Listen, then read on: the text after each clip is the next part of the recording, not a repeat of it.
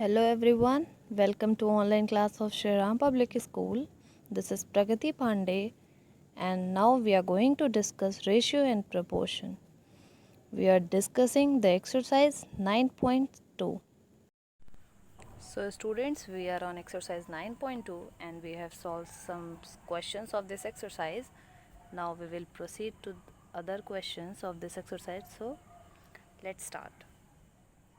So up to question number 9 we have completed and now we are going to start question number 10. So in question number 10 you can see the question is find the mean proportional between. So first of all we should remember that what is mean proportional. तो हमने पहले discuss किया था कि mean proportional होता क्या है. एक बार फिर से हम उसको रिवाइज करेंगे फिर हम इस क्वेश्चन पे आएंगे. Okay. Here is your mean proportional. You can see if three numbers A, B, C are in continued proportion, then B is called mean proportional of A and C. So हमने discuss कर रखा था पहले ही कि मान लीजिए three terms आपको दिए गए हैं A, B और C. इसमें जो B होता है वो A के साथ भी रेशियो में होता है और C के साथ भी रेशियो में होता है. ओके. सो यानी कि बी की एक सिंगल वैल्यू होगी जो ए के साथ भी रेशियो में रहेगी और बी के साथ भी रहेगी, सी के साथ भी रहेगी. सो एग्जांपल में आप देख सकते हैं 1:2 प्रोपोर्शन टू 2:4. तो ये प्रोपोर्शन की कंडीशन को आप एक पल के लिए अलग रख दीजिए तो आप देखेंगे ये 1/2 की कंडीशन है और ये भी 1/2 की कंडीशन हो जा रही है. सो इस तरह की कंडीशन जहाँ पे होती है वहाँ पे हम कहते हैं कि ये मीन प्रोपोर्शनल की कंडीशन है. मतलब मीन प्रोपोर्शनल में हम बी की एक वैल्यू फाइंड करते हैं जो कि कॉमन होती है बोथ द रेशियोज के लिए. Okay. So this is our mean proportional. Now we will move to question and learn it clearly. So students, you can see that the first question of question number 10 is 7 and 28. तो 7 दिया गया है और 28 दिया गया है, मतलब A दिया गया है और आपको C दे दिया गया है और आपको B की वैल्यू फाइंड करनी है. तो हम कैसे करेंगे देखेंगे. पहले हम इसको रेशियो एंड प्रोपोर्शन के फॉर्म में पुट करेंगे. So your question is first one is 7 and 28. सो ये अगर आपका A हो गया और ये आपका C हो गया तो रेशियो आपका बनेगा A/B proportion to B/C. Okay. तो हम क्या करते हैं प्रोडक्ट ऑफ एक्सट्रीम और प्रोडक्ट ऑफ मिडिल टर्म, यानी B × B is equals to A × C. Okay. ये हो गया आपका B² और ये हो गया A × C. A की वैल्यू 7 है और C की वैल्यू 28 है, यानी 7 × 28 हम कर देंगे. B² हो जाएगा आपका 28 × 7. 7 8 जो 56, 5 कैरी, 7 2 जो 14 + 5 196. B² होगा. अगर इस तरह से हम B की वैल्यू फाइंड कर ले तो हो जाएगा 14, क्योंकि 14 × 14 होता है 196. ओके. तो B² की वैल्यू हो गई, B की वैल्यू हो गई 14. तो इस तरह से हमें मिल गया. तो हमारा नया रेशियो जो बनेगा वो 7:14 रेशियो 28. सॉरी, यहाँ पे प्रोपोर्शन होगा. ओके. सो इस तरह के फॉर्म में हमारा पुट हो गया. इस तरह से आप इसका second, third and fourth part आप करेंगे. Okay. Now we will see the second part, the 11th question of this exercise. In this question you can see a scale of a map is 1:15 lakhs. एक map है जिसका scale आपको दिया गया है 1:15 lakhs. Further क्या कह रहा है, what is the actual distance between two cities if they are 11 centimetre apart on the map. कह रहा है कि एक मैप है जिसमें स्केल दिया गया है वो है 1 का 15 लाख से. अगर 1 का 15 लाख से है तो 11 का कितने से होगा, यानी 11 × 15 लाख हो जाएगा. देखेंगे इसको कैसे सॉल्व करना है. कह रहा है एक मैप है जिसमें बोला गया है 1:15 lakhs.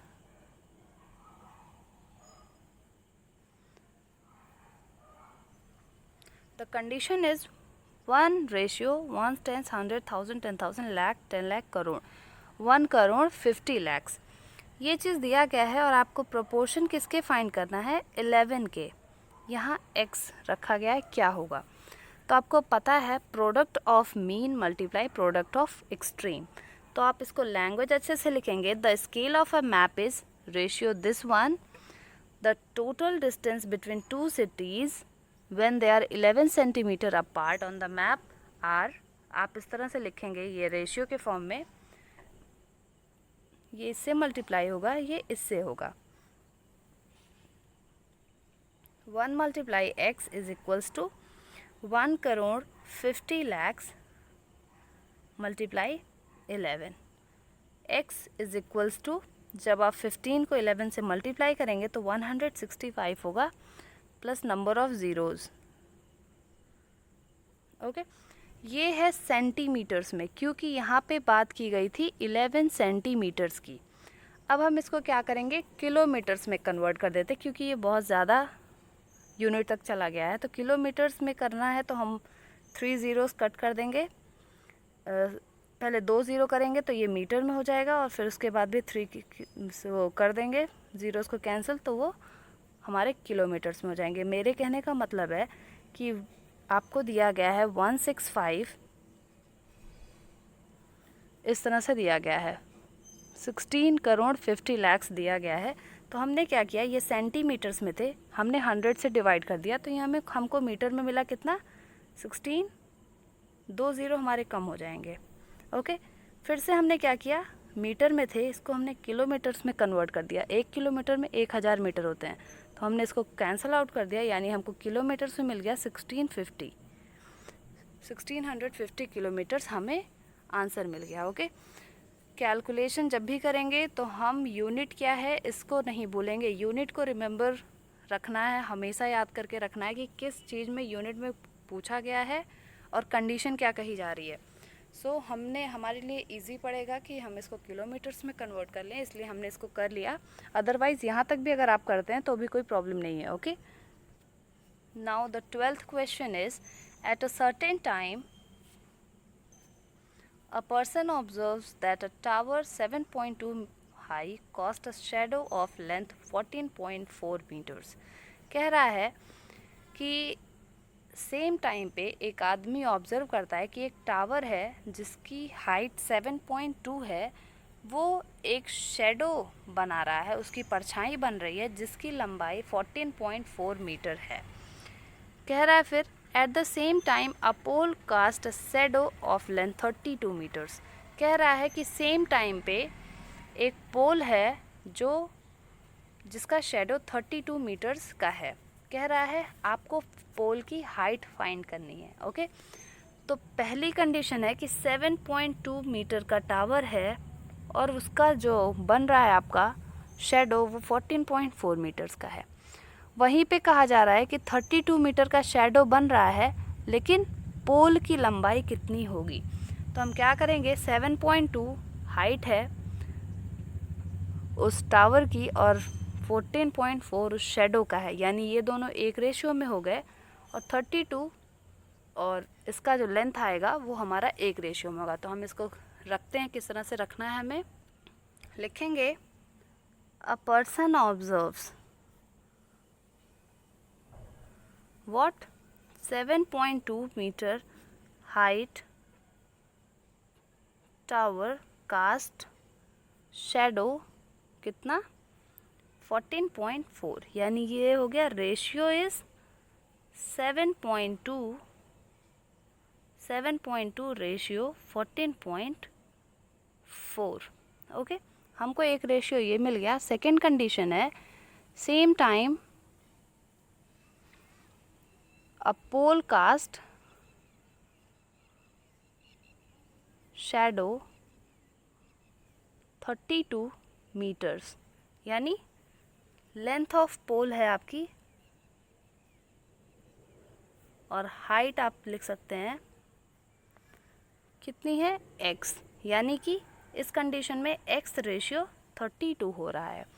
यहाँ पे हाइट थी 7.2, यहाँ हाइट x है, यहाँ पे हाइट 14.4 थी, यहाँ 32 है। ओके, आगे हम क्या करेंगे, ये दोनों हमारा प्रोपोर्शन में हो गया, यानी 7.2 ratio 14.4 proportion to x ratio 32. Product of mean multiply product of extreme 14.4 multiply x is equals to 7.2 multiply 32. Okay, इस तरह से हमें मिला ये, इसको आप सॉल्व करेंगे, x इज इक्वल्स टू हो जाएगा 7.2 मल्टीप्लाई 32 अपॉन 14.4. काट देंगे इसको आप, हो जाएगा आपका ये 2 टाइम्स में कट जाएगा और 2 से इसको काटेंगे तो 16 हो जाएगा. ओके, यानी x की वैल्यू आ गई 16. तो आपको जो प्रोपोर्शन मिलेगा वो मिलेगा 7.2 ratio 14.4 proportion to 16 ratio 32. Okay, इस तरह से आपको कंडीशन मिल जाएगी. Now the next question is question number 13. What must be subtracted from each of the numbers 11, 15, 22 and 25 to get the difference in proportion? कह रहा है कि इन सारे नंबर्स में से हम ऐसा क्या घटा दें कि हमें एक प्रोपोर्शन में मिल जाए. क्वेश्चन नंबर 9 देखेंगे. What must be added to the number 6, 10, 14 and 22 so they are in proportion? Same condition है, यहाँ पे ऐड करने को बोला था, यहाँ पे सब्ट्रैक्ट करने को बोला है.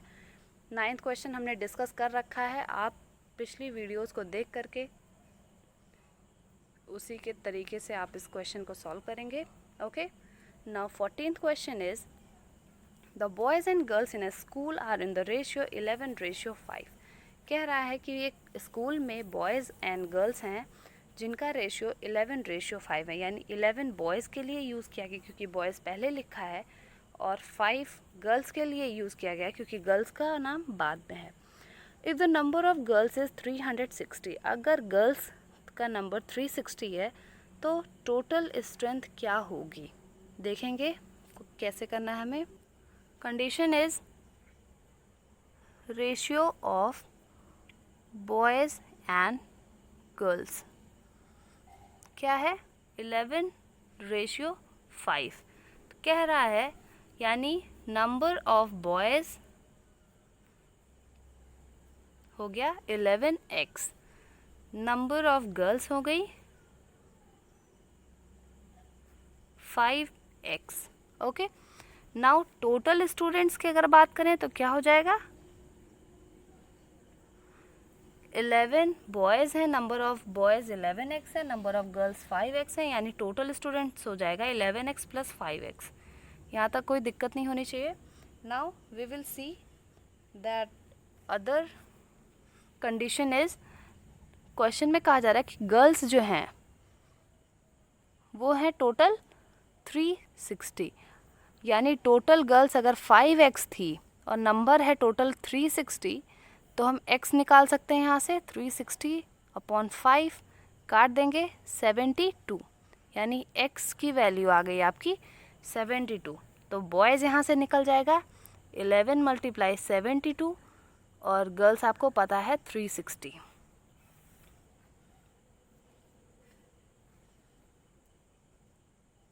टोटल नंबर ऑफ बॉयज़ आपका हो जाएगा 792, यानी टोटल स्टूडेंट्स हो गए 11x की वैल्यू है 792, 5x की वैल्यू है 360, दोनों को आप ऐड कर देंगे और वही आपका आंसर हो जाएगा. Okay, so your answer will be 1152. So we have completed our exercise 9.2 today and we will start our next exercise from the next video. Till then, stay safe, stay healthy.